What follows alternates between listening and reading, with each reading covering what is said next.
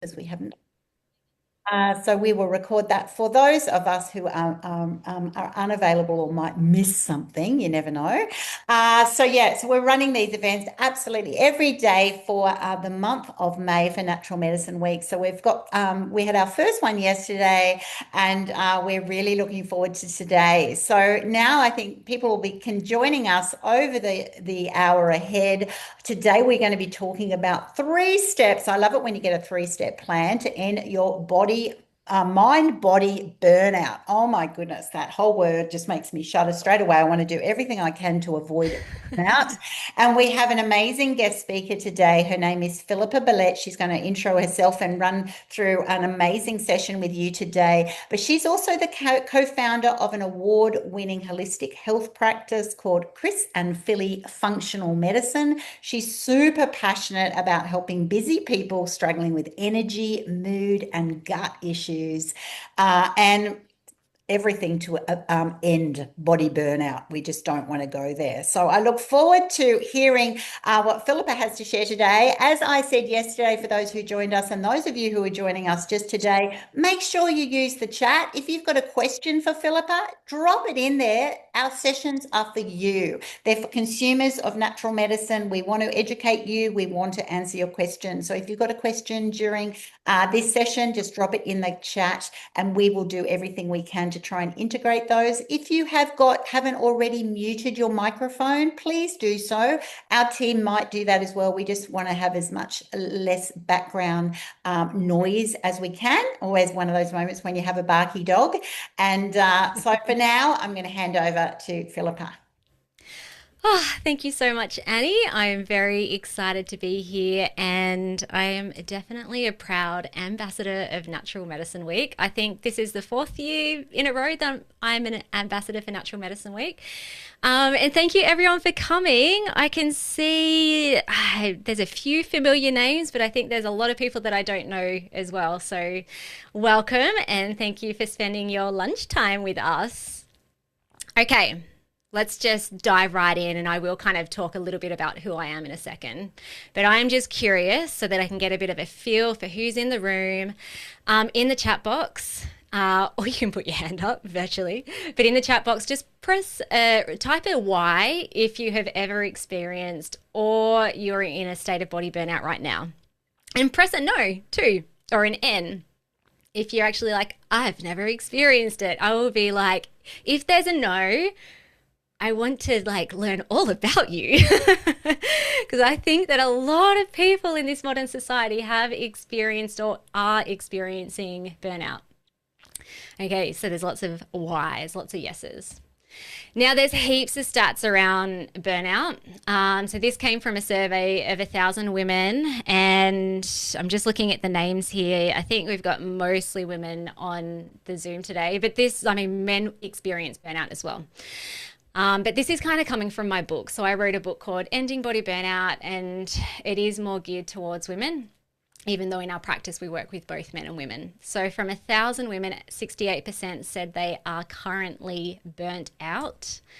A quarter of working mothers are considering leaving their job in the next year due to stress caused by the conflict of work and caring responsibilities.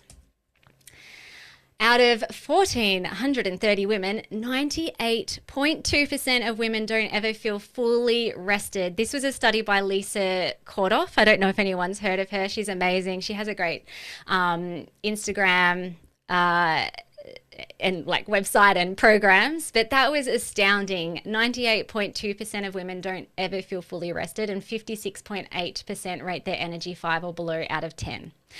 In the chat box, does anyone resonate? We've got a few comments too. In and out now of it, to the doctors. Oh, sorry, I think you mean you're in and out now. Just pushed self too hard and ignored symptoms due to having to get things done. Yes, Rachel. That is what we were going to talk about today. So burnout is definitely real, and that is probably why you're here, because you want to get some answers around it. And the intention, or the things that I want to cover today in this next hour, is how to avoid body burnout, and also how to heal from it if you are currently in a state of body burnout. And I want to help you to understand that the body is your compass. So I really love what Rach said before, that she pushed too hard because she ignored the symptoms, because she had to get stuff done. So our body is so intelligent.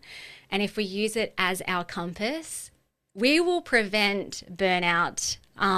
You will prevent burnout when you can learn this hidden language that is also our birthright, but it's just a forgotten language.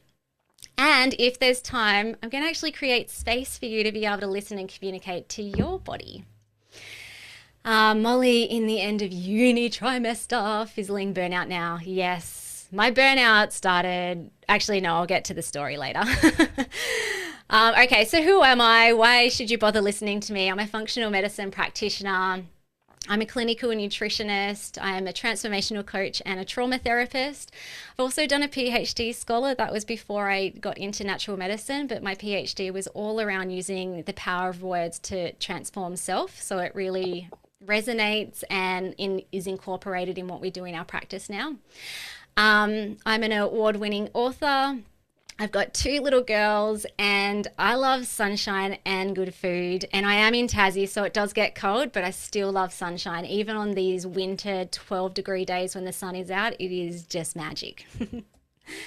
And so I'm on a mission to end body burnout. We've been featured in lots of different places, won some awards. And together with my husband, Chris Bellette, we have a combined 25 plus years in the health industry, serving, it's probably more than 2,000 now. These need to be updated, 2,500 burnout clients. Okay, so let's dig into what is burnout. I think about burnout and stress go hand in hand. So burnout occurs when your stress bucket gets too full, and we are exposed to so many different stresses. So there's environmental stresses. It could be like chemicals and toxins and the food that you're eating. And we've also got all the psychological or the life, mental, emotional stresses that are happening acutely now in our life. Plus we've got a whole heap of baggage from the past stresses that, if they're unprocessed, they're going to stress out your body as well. And if you have body system imbalances, then your stress bucket is at some point going to overflow, and this is then when symptoms start showing up in the body. Burnout is often also connected with busy patterns. Again, in the chat box, I just love to know, do you resonate with any of these terms? Overachieving, addictive doing.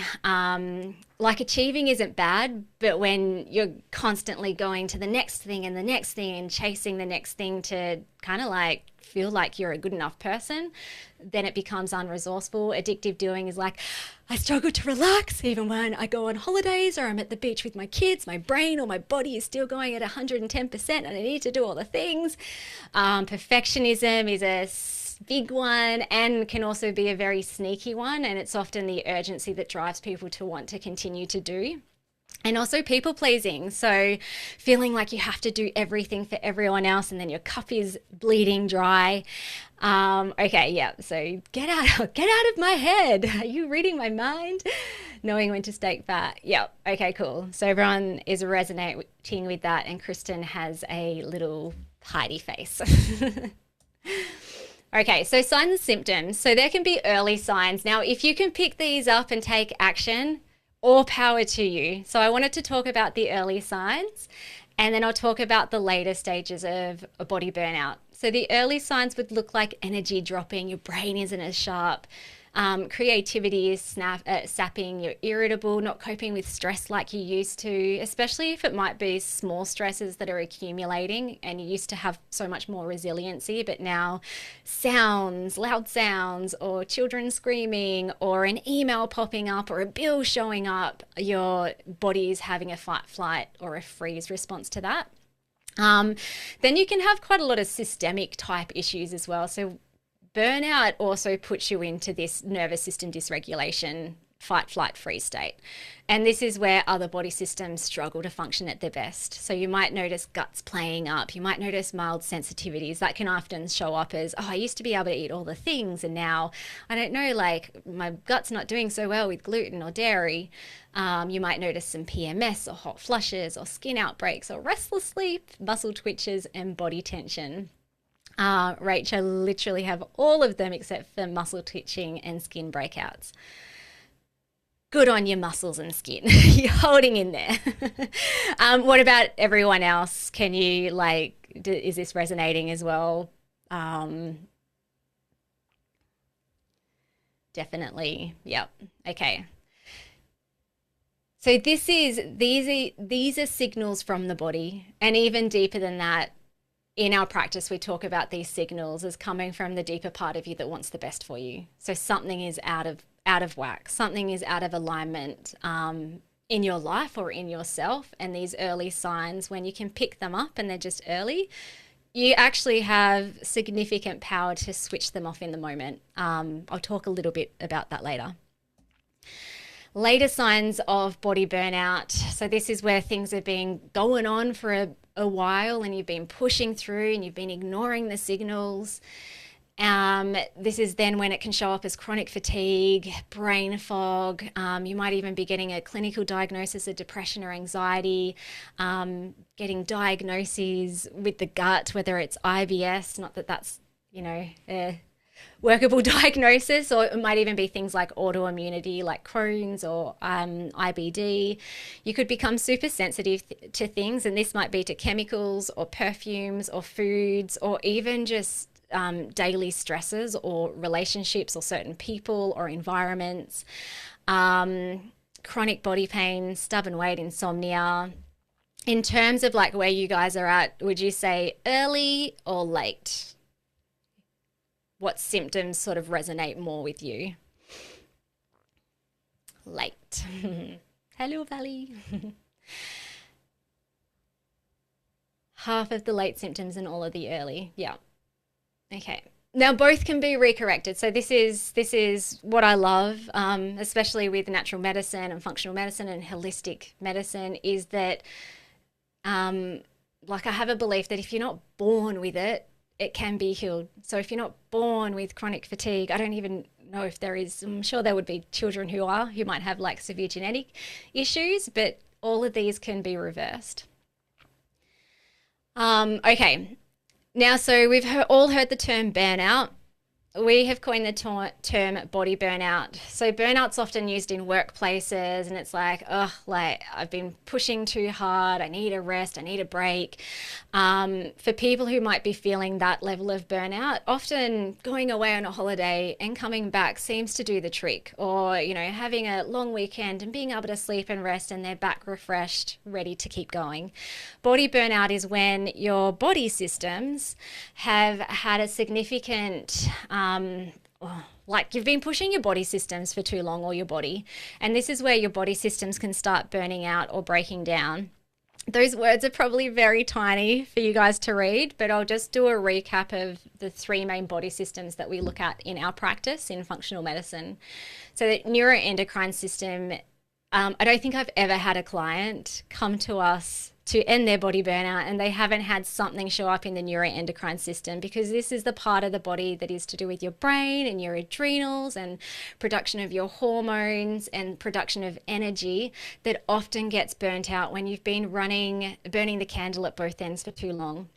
And when that happens, your gut starts breaking down. So you're not able to produce as much digestive juices as what you should be able to. You can have an overgrowth of pathogens because your immune system gets suppressed when you're in burnout. And then that can show up as gut issues. And then it can trickle into detox issues. So one of the major ways we get rid of toxins is back through the bowel and out through the poo. If your gut's not functioning very well, then your detox pathways can get blocked up. So over time, all of these body systems can start breaking down. And these body systems are also, they're just not looked at from a GP medical point of view. the GP tests and the medical specialist tests are great because they're going to pick up diseases, and we want to know if that's going to be an issue, especially if it might be a life-threatening disease.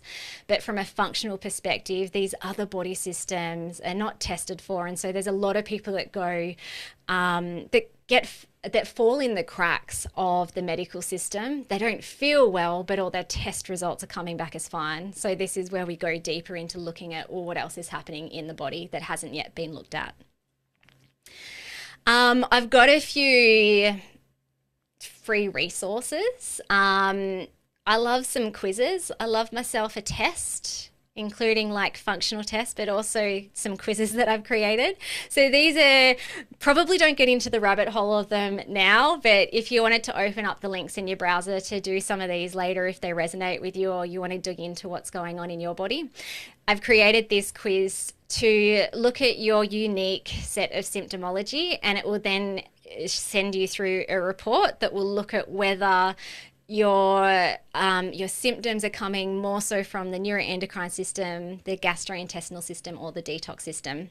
I mean, to really find out, then you would need to provide bodily specimens from the body. Spit, wee, poop is usually the main way, but this is a really good indicator in terms of where to go and what to look at.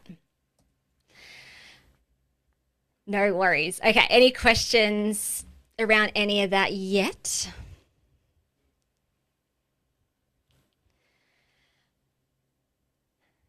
If you do, I'll circle back, but do feel free that if there's any things that pop up for you, just please pop them in the chat box. Don't be shy. Okay, your body is your compass. I love this. So a lot of people feel like their body is fighting against them. So when, especially if you're in that later stage of body burnout and your body is screaming at you, it can sometimes feel like your body is fighting against you, or it feels like your body is failing you. But actually it is fighting for you, and it's trying to protect you and love you in a really beautiful, wonderful way. It's just currently doing it in an unresourceful way because you haven't learnt to listen to it yet. So your body is the compass. Your body will speak to you, and it will speak to you through these symptoms that we talked about. It can also speak to you through the patterns that you're running in your life, whether it's a thought pattern or a behavioral pattern like perfectionism or people pleasing. Or sometimes you might just get somatic emotional sensations in your body as well. All of these are the ways that the body is trying to speak to you to get your attention that something isn't working for you. And it is ancient wisdom. So back in the day, I haven't lived back in the day, but this wasn't a woo-woo conversation to be had around the campfire. Not that people went camping, but it is like we have such an intelligent brain, body, nervous system, communication pathway, and we just need to learn how to listen to it again. And it is a forgotten language because in this modern society, I think it was Rachel that said it at the start, it's like, I just feel like I've got so much that I need to do that I just continue pushing on and I ignore the signals. And that is the story and the narrative for so many people. And so sometimes we feel like our body is just a bit of a nuisance. It's like, come on, why can't you be a robot? Why can't I thrive on just 4 hours of sleep at night and drink a bunch of caffeine, and like I can get all the things done and I can be the mom and the wife and the business owner or the worker that I want to be. So it's almost like, yeah, we won't listen to the body because you're kind of annoying. You're stopping me from doing the things that I want to do. But when you can start working with the body and learn the language of the body, amazing things happen. Like only good things can happen when you listen to yourself. And I've been talking about the body, and most people, when you hear the word body, think about the physical body. So I talked about, the body system. So you've got a brain and you have a gut and adrenal glands. But there's many parts of us and there's many bodies, and I categorize those into two bodies. So you've got the physical body. So that's the part of the body that we can see. It's also the part of the body that we can test. And then you've got your metaphysical bodies, which will show up as your emotional body, your mental body, your spiritual body, your energetic body, even your neural pathway and nervous system body. that is physical, but it's also hard to see that part of you. And all of these bodies are so important. And you actually can't separate the two. So sometimes we'll have clients or like a new client come in and they're like, I don't know, like I've got this gut thing going on. Yeah, like I'm super keen to do the test because, I just want to see, is it physical or is it not? It's like that actually isn't even the question. You can't separate the parts of you. It's all connected. And this is the holistic way of viewing yourself. And when you can work with all parts of your bodies, phenomenal things can happen, including really beautiful and deep healing. Okay. So the way that we communicate with our bodies, or the way that our body talks to us, is through symptoms and sensations. I talked about some of these before. Emotions, random thought bubbles. There might have even been something random that has popped up in the last 20 minutes as I've been talking. Maybe it's something to do with what I've been seeding in. Maybe it's something random that might not even be connected, but I love little random thought bubbles because they're usually thought bubbles that are coming from your unconscious mind, which lives in your body. Dreams are another way that our bodies try to communicate to us, and also tapping into our intuition, so that gut instinct.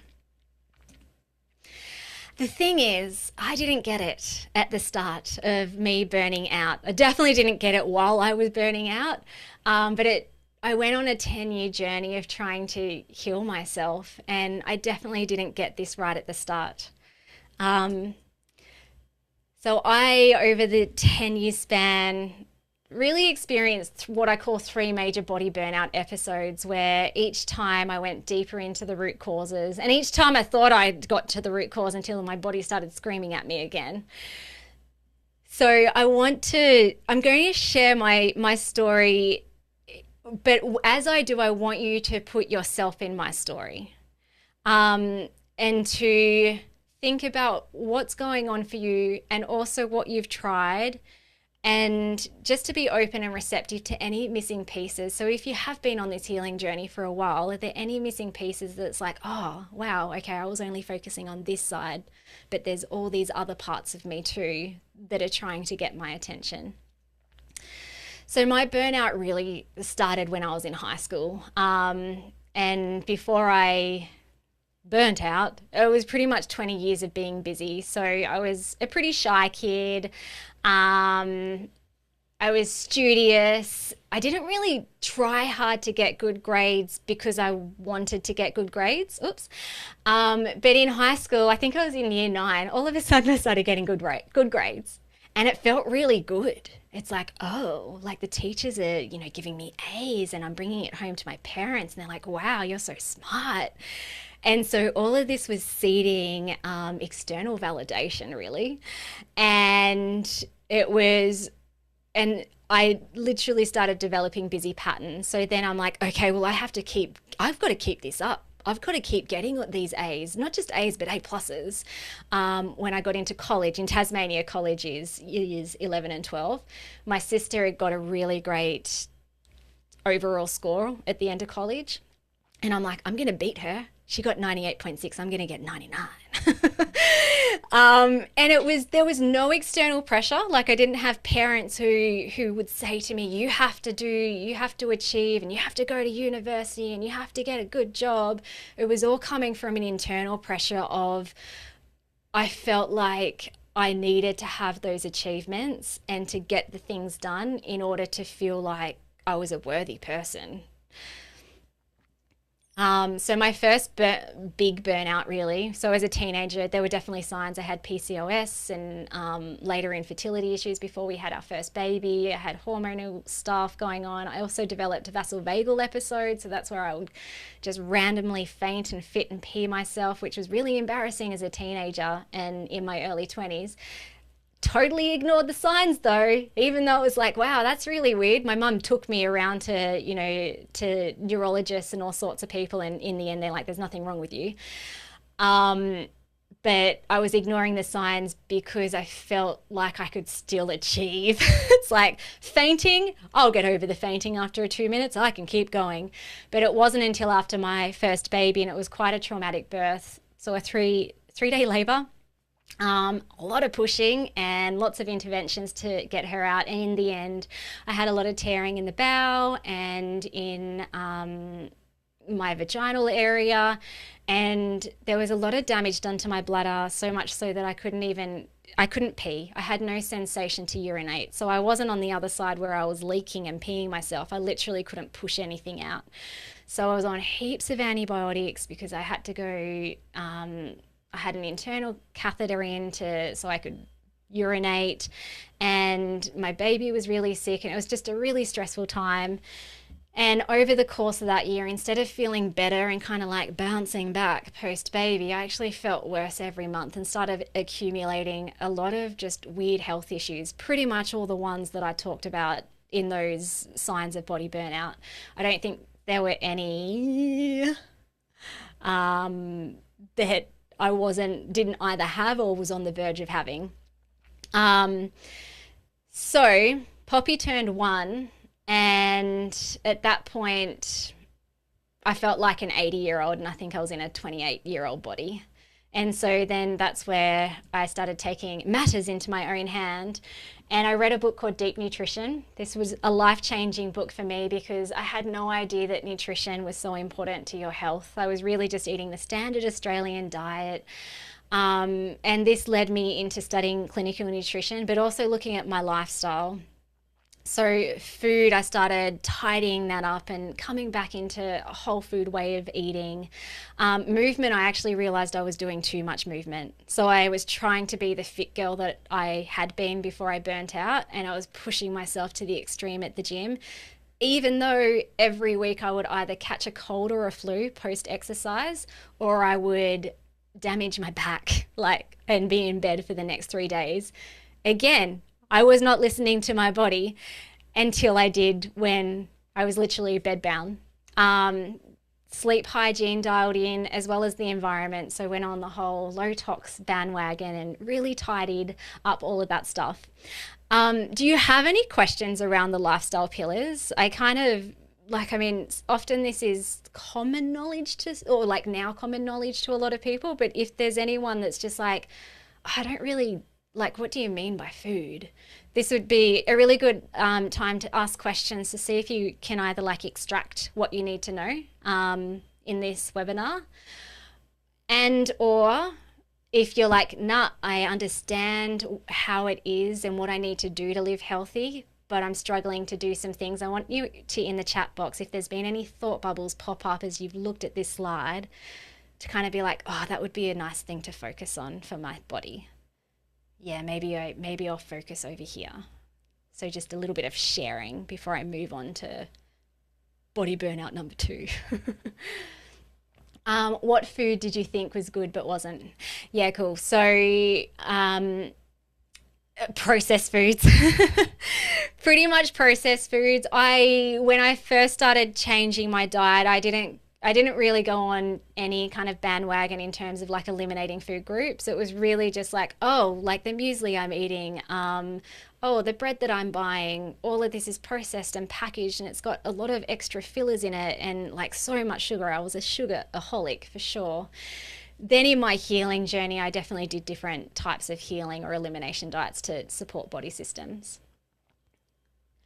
Okay, Rach, I understand them, but I don't really follow what I should do at the moment. Okay, yeah, if anyone's like, Rach, is there anything that it's what's a small win? In our practice, because by the way, we work with a lot of people with perfectionism, all or nothing kind of patterns. So breaking it down to what's the very next step that you could do from a lifestyle perspective that would help support your healing, or that would help support your body and your energy levels. Debbie's got a question. What do you think of the gut juices and sauerkraut, Greek yogurt to balance out the gut? Yep, food is medicine. So fermented foods are awesome. I love it. Again, we work with people with different types of conditions in combination, or it's showing up as body burnout. But sometimes there might be foods like sauerkraut or fermented foods where if someone has a histamine intolerance, which I did, the body might react to that. So it's great and you want to put it in, but if your body's responding to something negatively, then we've got to figure out why that's happening. Yeah, food is my letdown. So many intolerances in my family. It's hard to manage all of them without getting stressed out about it all. Yep. Yep. My big philosophy around food these days is a healthy body should be able to eat all healthy foods and eat sometimes foods without having eat some sometimes foods sometimes without having any major symptoms or maybe even any symptoms at all, because when the body feels safe and when the body is balanced, then those sometimes foods, it's like your body knows what to do to detox from them. Yeah, great. What comes under environment?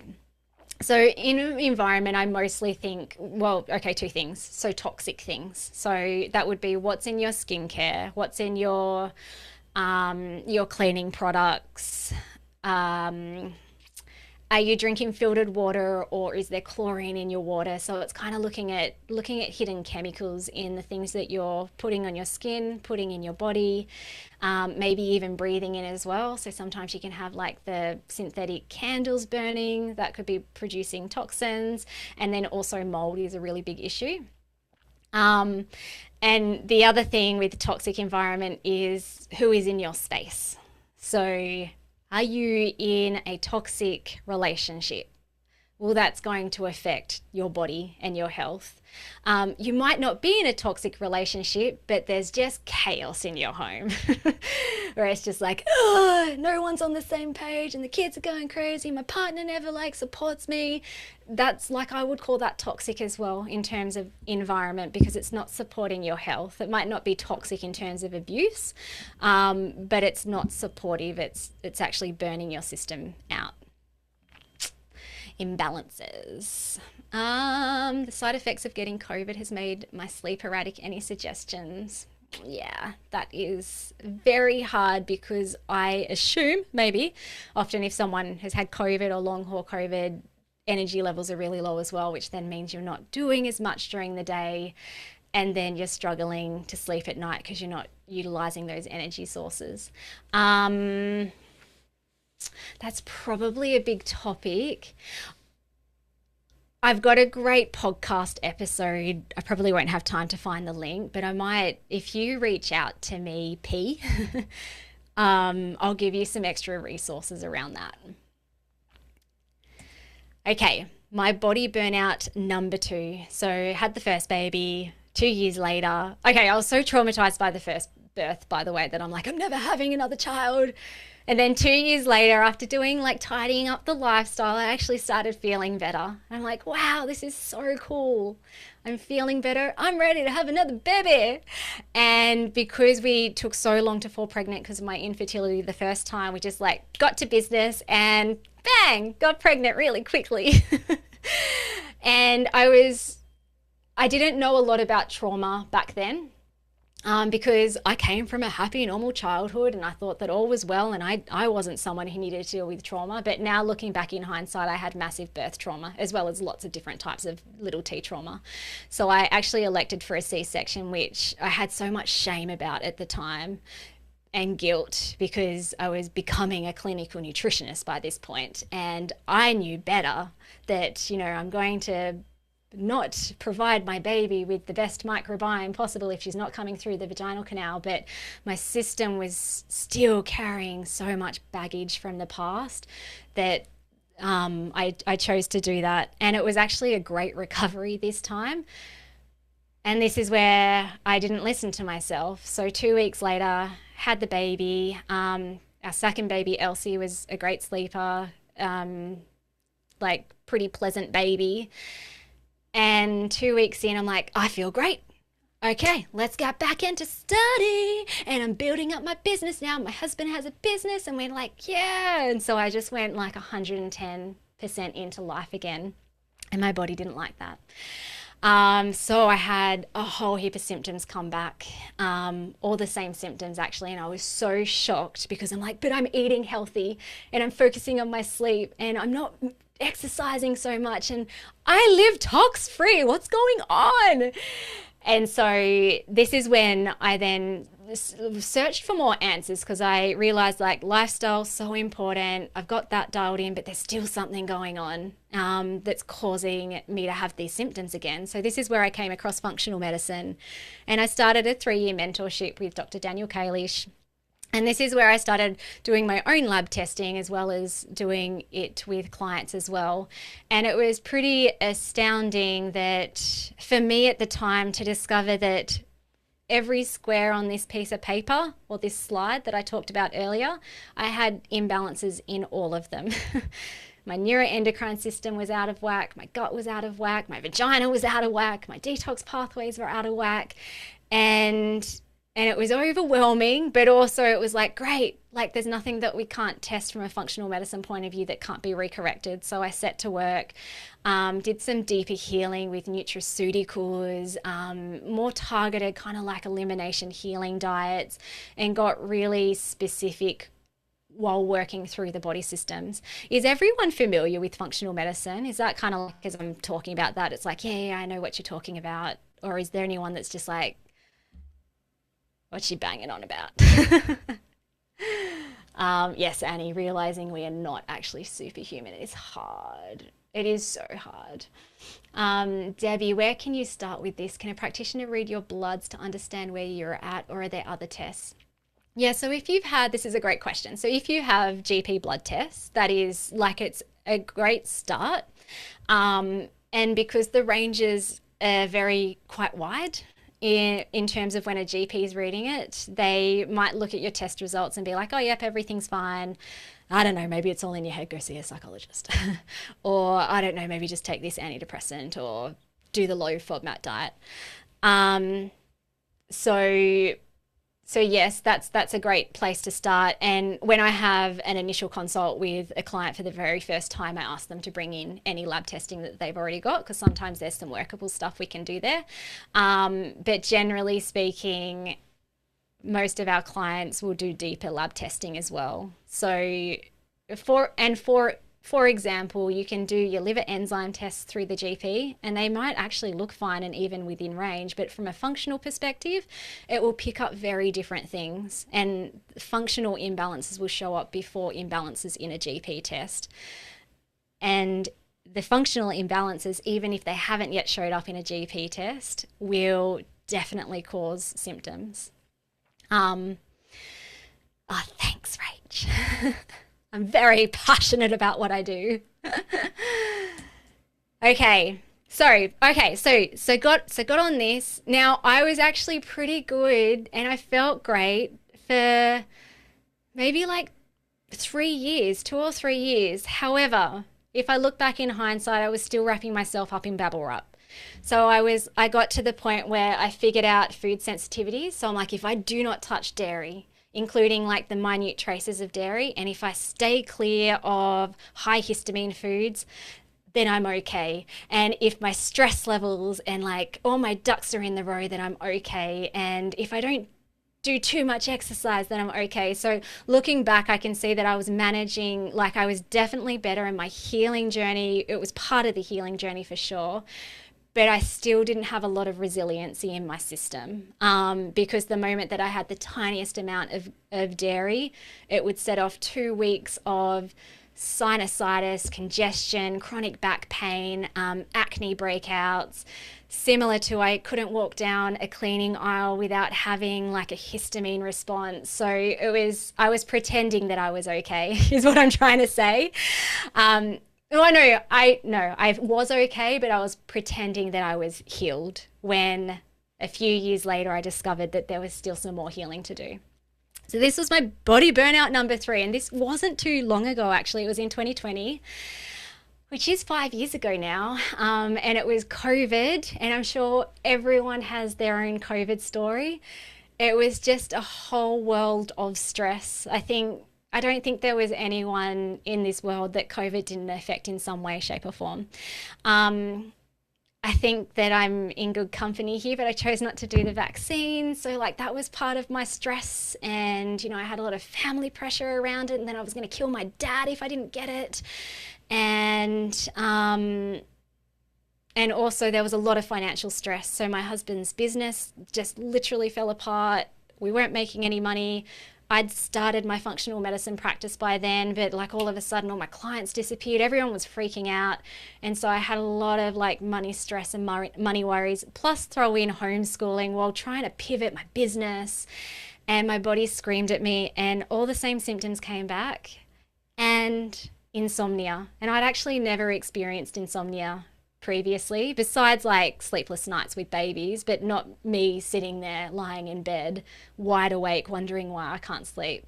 And so throw in no sleep, and those body system burnout symptoms just amplified. And I was so angry. I'm like, why? I know that I'm stressed, but I've done so much work. And I'm eating well. And so I used all my same tools. I'm like, okay, maybe I need to tidy up my diet a little bit more. Okay, let's run some more lab tests. What lab tests haven't I done? And I discovered a few things. But honestly, this time my body was just at a point where nothing physical that I did budged any symptoms at all. And that was really perplexing because that's what I had built my whole practice around. And it's also how I had healed or at least eliminated symptoms in the past. So I'm like, where do I go? I'm so confused. And this is where I found out about the unconscious mind. Does everyone know like when I talk about the unconscious mind, I think it's pretty common knowledge now. But basically your mind is only, Katie's, yes, cool. Your conscious mind is only 5%. So the part of your brain or the mind that is present right now, listening, maybe multitasking, I don't know what else you might be doing, that's like only 5% of your mind. So the tippy top of the iceberg, the unconscious mind makes up 95%, and it's storing everything, past trauma, past distressing events, and deep unconscious core beliefs that you have about yourself. And so when I started diving into this, I realized that I had a lot of unconscious baggage, and it took me so long to get here because I thought I was pretty awesome. Like in terms of my mind, even though I had anxiety and insomnia, it's just like, no, give me a 6-month no sugar restricted diet and I will do it. Like I was just that type of person that would be like, I can do the protocol, I can heal. So I thought that I didn't have any issues, but actually that was a pattern that was showing that I had big unconscious baggage issues. So when we look at the mind in our practice and we take our clients through healing the unconscious mind and letting go of that baggage, a big part of it is looking at identity-based beliefs about self, because this will always show up in the body. It's going to show up in terms, I talk about unconscious core beliefs as the tiger that's chasing you internally 24/7. So for me, a deep belief was that I was weak and incapable, which was shocking when I discovered that, because I was like, what? But I've done a PhD and look at all the things that I can achieve. But then I could say, oh my gosh, the energy behind that achievement and that overdoing and that urgency to tick all the boxes was because I was trying to hide from the deepest fear I had about myself, and also hide it from everyone else. And I had no idea. It was so hidden. And it all came from when I was 6 years old and I stood on a stage for the first time, and I had a little talk that I'd memorized, and I got up to the microphone and I forgot the words and burst out crying and was completely humiliated. That's kind of like where it all started for me. And then, and I share that too, because my story is not just like a solo story. There's going to be elements of this in your story too. And when you allow the little thought bubbles or the memories to pop up, you might even be accessing some information around deeper root causes for you. So those beliefs are often created during distressing events. I use the word trauma, but for me and that little girl in that 6-year-old body, that was traumatic. I didn't get abused. I didn't get raped. I wasn't in a natural disaster, but for that little girl, she had limited capacity to make sense of what she was feeling. And she stored it up in her body and it got locked away, and a belief was created at the same time. And then that became my identity. And then it led to patterns. So the busyness, the overdoing, the people pleasing, And the programming is all part of that as well. It's also part of your environment. So how did you grow up, and what were you modeled, and what did you choose to take on as information or data around who you are and how you exist? Okay, cool. We've got some cool comments. Learned a lot about the unconscious from Carl Jung. It changed everything for me. That's so good. You know what? I learned about that in my first year of university when I was burning out. And if I had really understood it back then, I would have healed a lot quicker. Rach, interesting, isn't it? We can get the boxes ticked off yet ignore so much. It's the story we create. Absolutely.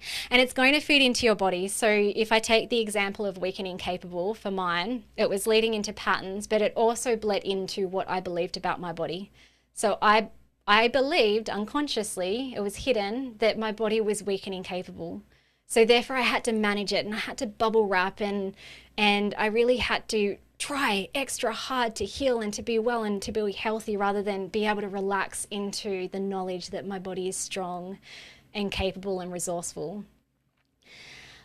Yeah, the unconscious mind info is intriguing. We'll dig deeper. Often know what I should be doing, but self-destructive tendencies, I'm sure. Yeah.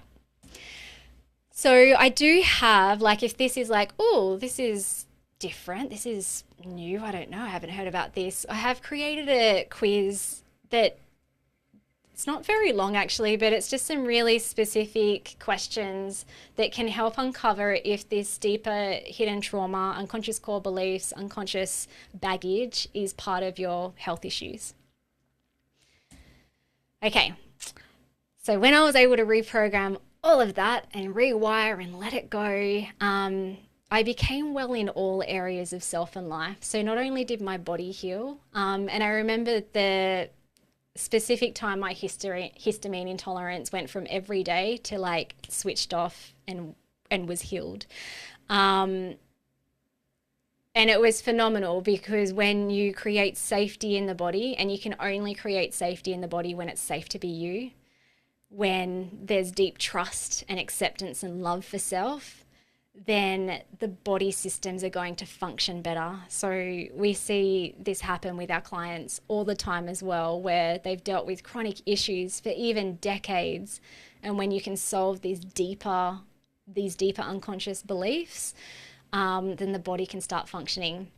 And I also noticed improvements in other areas. So my marriage got heaps better, my parenting got a lot better, even my business and my finances improved. It's transformational stuff.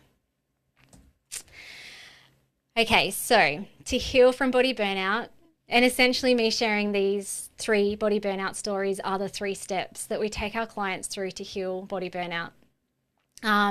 So lifestyle is important. You can't heal if you're eating McDonald's every day. I mean, like, I'm always up for being corrected, but I think it would be very hard if you're eating plastic for your body to function at its best. And we need to sleep, and our body wants to move. And then also going deeper. So, well, what body systems are out of balance? What needs some therapeutic support to really like create some spark and to speed up the healing? And then deeper than that, why are you burnt out in the first place? What actually caused the body systems to burn out? And that will be dysregulation and internal stress that's happening. But it will also lead to lifestyle patterns. So someone said when we were talking about lifestyle, it's like, yeah, I know what I should be doing, but like the thing is that I struggle to do it. So that's another way that unconscious baggage will show up in your health journey, is that intellectually you can know all the things, but if deep down there's a belief that like I'm undeserving of being well, or I'm not capable of having it, or I'm unlovable, so therefore I can't love myself wholly, then all sorts of self-sabotage, resistance, excuses are going to come to the surface that are going to prevent you from being able to apply the things that you know to be well. Was it mainly psychology that you utilized, or other modalities? So yeah, with the unconscious mind work, a mush of so many things that I used, and some things I've made up. But like if I'm talking about modalities, and these might be terms that people are familiar with, like NLP, TRTP trauma therapy, somatic work, um, self regulation. Psychology is quite a big branch. Like there's reframing, but not so much talk therapy or like CBT type stuff. We go a bit deeper into going past the conscious mind and into the unconscious. Okay, one more quiz. So this quiz really looks at those three areas. It looks at the mind, it looks at your lifestyle, and it also looks at your environment, and it also rates the extent of your body burnout based on symptoms. So that's will also provide you with a report in terms of these might be some areas that would need some more focus in terms of what you have worked on so far. So really just trying to identify some missing links. Okay, ha ha ha. So I was going to do a process, actually, an NLP process, but I feel like we probably won't have enough time. If you want to experience it, I do actually have this process on our podcast. So again, you could reach out to me and I can direct that to you, but I don't want to take too much time and then go over time. Okay, a few other things. So if this has resonated with you, we do have a free coaching week coming up in May. It's called Rewire Your Brain, and it is spanned over 3 different days, and each day we go deeper into the things that I spoke about. So day 1 is looking at body systems that can become imbalanced, that can inflame the brain and cause body burnout symptoms. Day 2, we're going deeper into the unconscious core beliefs that lead to patterns and health issues. And day 3 is more experiential, so we'll actually get you practicing and connecting with the body and learning how to switch off the symptoms that can show up with body burnout. And the way that you can work with us as well, if you're interested in having a little sticky beak around how we work with people, this is our signature program, the Ending Body Burnout Method. So it's a 6-month healing root cause accelerator. And I have a book. Now, this link is not shared anywhere at all currently, but because I value you wonderful people and turning up live, I'm going to give you a free book. So save that link if you want to grab a book. So I'm giving it for free. I just ask for you to be able to cover postage, and yeah, I can get that posted out to you. And that again is a way that you can dive a bit deeper into the 3 steps that I talked about today. Kristen, you got a question. Will that 3-day event be recorded if you register to start? I have final semester exams that week. Yes, it will be recorded. Yes. So yeah, just as long as you register, you'll get an email with the recording.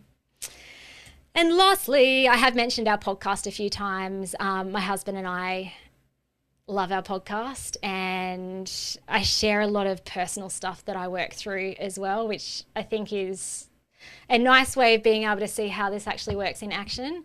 And we have wonderful guests come on, and we've also got a lot of client stories on the podcast as well, where they share how they go through our 3-step process. All right. Any questions? Thank you, Valley.